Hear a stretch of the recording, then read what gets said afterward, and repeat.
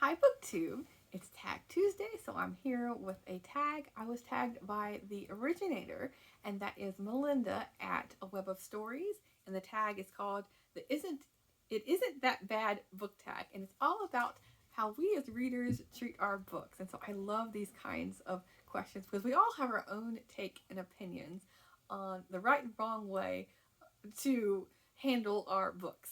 So the first, I'm looking down because I have, of course, the questions down here. So the first one is, do you dog ear your books?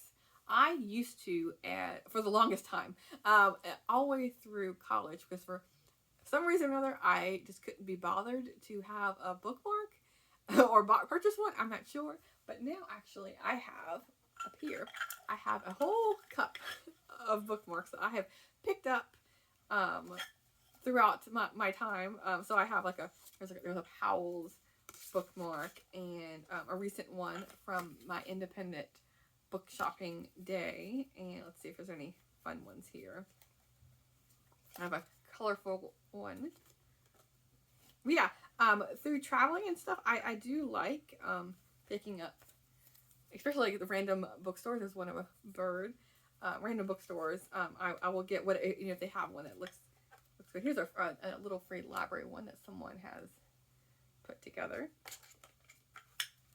But and here's a Christmas one. Yeah. So there's all sorts of things in here that I have picked up that are fun. So yeah, I do now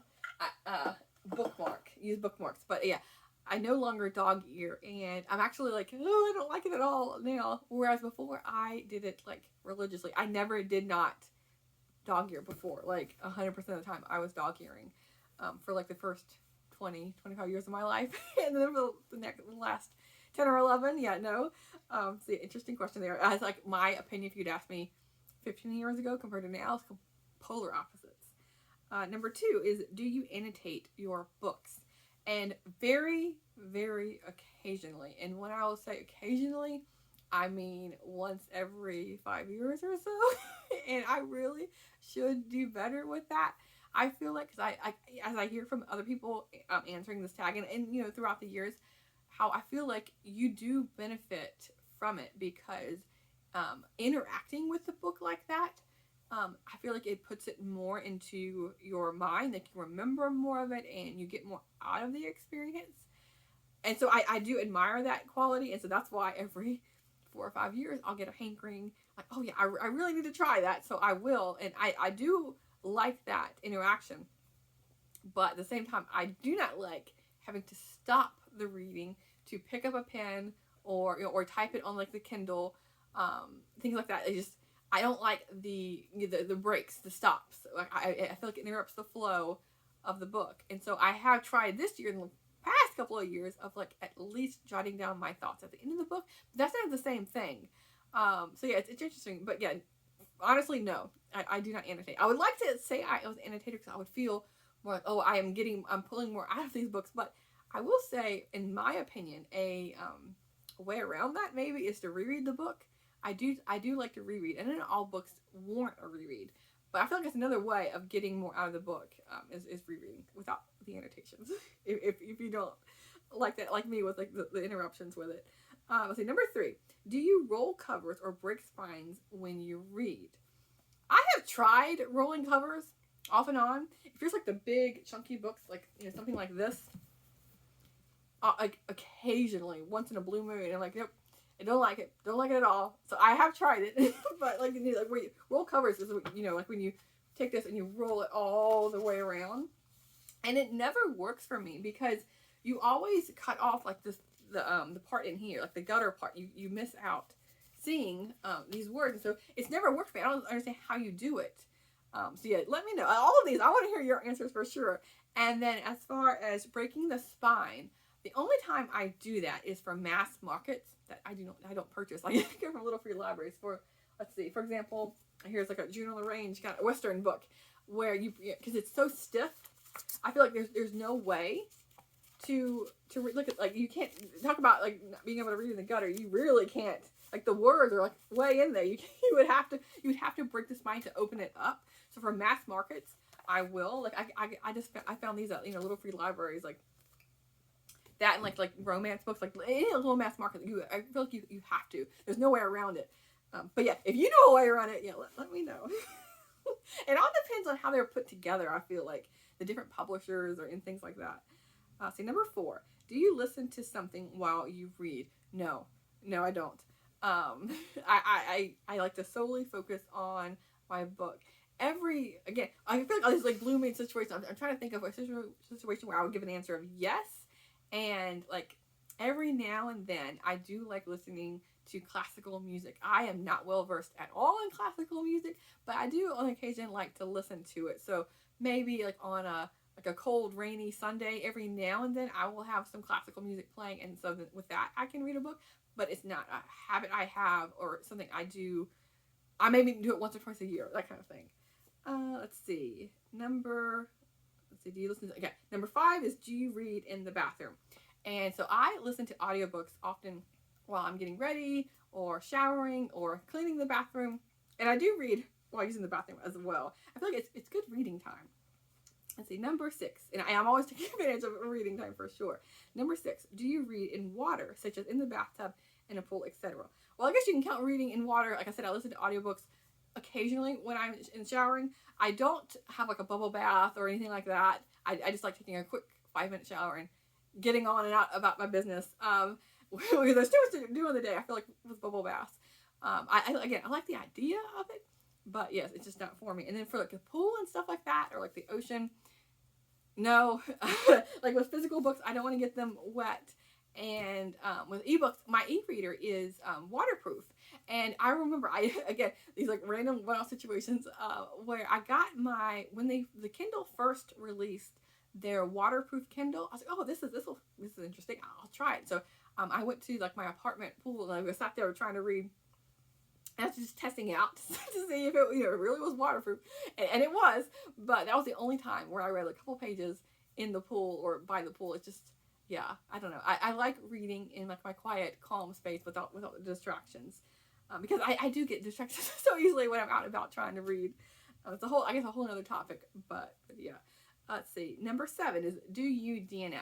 Yes, I do, for sure. If I read, like for example, like something like this, if I read a couple pages and I'm not liking it, I didn't purchase it, then I'll without any qualms whatsoever, I will DNF it. If I've purchased a book, I will give it a little bit more of a chance. And I know like 5-10 pages is a little bit ruthless, but there's so many books on my shelf. There's so many good books that I want to read. I don't want to waste any time, basically. So yes. And then as far as like my e-reader, like my library books, yeah, there's no, there's like, I wouldn't say there's no thought in it. I have like almost zero leeway with it. If I don't like a book within the first couple pages, yeah, it's gone, because, library books, I have over 100 almost at all times checked out or coming to me. So yeah, like, I wouldn't say I DNF more than I finish, but I would say in a given month, I DNF 5 to 10 books. And then, I read, I don't know, anywhere between like 20 and 50 books. So yeah, that's whatever ratio that is, 5 to 10 to 30 to 50 books, 5 to 10 DNF versus read. And I don't count DNF books as read. I will say that I don't even acknowledge them. I don't even put them as like currently reading on Goodreads. Like they're not with me long enough before I need DNF. But I will say, I don't DNF if I'm like halfway through. If I've enjoyed it that much, like halfway through or 3/4 the way in, I will keep reading. I only DNF, I guess like the preliminary stages of reading, like the first impression kind of thing, I guess, is when I would DNF. Number 8, do you ever read ahead or skip to the end of a book? I don't read ahead. I don't understand exactly what the point of reading ahead would be. I mean, I do get it. I feel like as a kid, I did a couple times, like, even as a kid, I'm like, I did that. No, I don't know what I'm talking about. No. I want to like follow along with the story. And then the other part is skip to the end of a book. The only time I've done that, I feel like, is if there's like an animal in the book, I want to make sure that animal lives towards the end. But even then, not always. I don't always like skip to the end to see that. Yeah, very, very, very rarely will I look at the end. And only like by accident, because I often will like pick up a book and want to see like the biographer's information before I start reading. I mean, maybe I'll accidentally glance at the back of it, of what's going on, but not purposefully. Yeah, that's my very wishy-washy answer for that. Number 9, are you a book polygamist? Meaning read more than one book at a time. And yes, I do read many books at a time. At least currently I can say many books. Most of the time I want to read an audiobook, an ebook, and a physical book. And even even the physical book and ebook, I really would like it pared down to just 2 audiobook and 1 book reading with my eyes. But so most of the time I'm reading 2 to 3, most of the time 3. Right now though, I feel like I mentioned in a recent video how like my brain has been so scattered with work and life that my reading has been scattered, which has never really been the case. I have been dabbling in so many books depending on the whim of the day, on what I feel like reading. But lately, the last, I would say, 4 to 6 weeks, I have like 7 or 8 books on the go, 6 to 7, 8 books on the go at all times. And I don't exactly enjoy it because I feel like I'm making 0 progress on any of them. But to briefly show you some of the books I am in the middle of, I'm still in the middle of my March of the Mammoth book, The Fitzgeralds and the Kennedys by Doris Kearns Goodwin. I feel like you've heard about this book several times throughout the month if you've been following my channel, but this is all about John F. Kennedy and his parents and grandparents and like all their wealth and how they established the Kennedy empire, that kind of thing. And so greatly enjoying this, and I'm almost finished, but I still have at least 250, 350, something like that pages to go. Yeah, so I've been enjoying it. I really like it. Just haven't made it the dedicated focus to actually knock it out. I've just been reading a couple pages here and there, and that just gets me nowhere. And then I'm reading a poetry collection by Mary Oliver, and then a book on an Eastern naturalist in the West, Dale's Laura Sharp. These are just 3 of the books. I didn't bring them all over here to show you, but I probably have like 5 or 6 more I can share with you. So these are just 3 of the books I have ongoing. But yeah, I guess, like my scattered mind is like just showing. It's funny enough, like if it wasn't on BookTube, I probably wouldn't think about it. But that's what I like about BookTube is like it makes in these tags, it makes you think about things that maybe we just take for granted, or you just assume is normal when we each have our own way of doing things. But yeah, I guess right now this is my new normal. But even still, my answer would be yes, because 2 books is still more than 1 for this question. Let's see, number 10. Do you own more books than you have bookshelf space? And no, I made sure that all of my books fit on these 3 bookcases. There's another one in the living room that's more like movies and games and stuff. There is 1 or 2 shelves in there, but they're not my books. But yeah, anyway, even still, those do fit as well. And I do have a couple, empty space. You can't really see, but I do have some empty spaces for more books, because it came to a point, I want to say, while I was doing the 100 book challenge, I wanted to make sure, because I kept getting more books in before that challenge. I wanted to make sure that I would clear it out, the clutter and like the unnecessary books in a way. The books have been sitting there just collecting dust that I was never going to pick up, or books that, especially books that I had an ebook version of, like through the library. It's like, why have this when I prefer reading ebook when available to me? So yes, they all fit on my shelf, and I keep meaning to do a bookshelf tour. I've like scanned my books here and there and included them in random videos, but I do want to make a dedicated bookshelf tour at some point. But yeah, again, long story short, I feel like with all these questions is yes, they do all fit. And yeah, anytime that they start, I never double stack my books. That would just like, I need to see them all. I need to see what I have.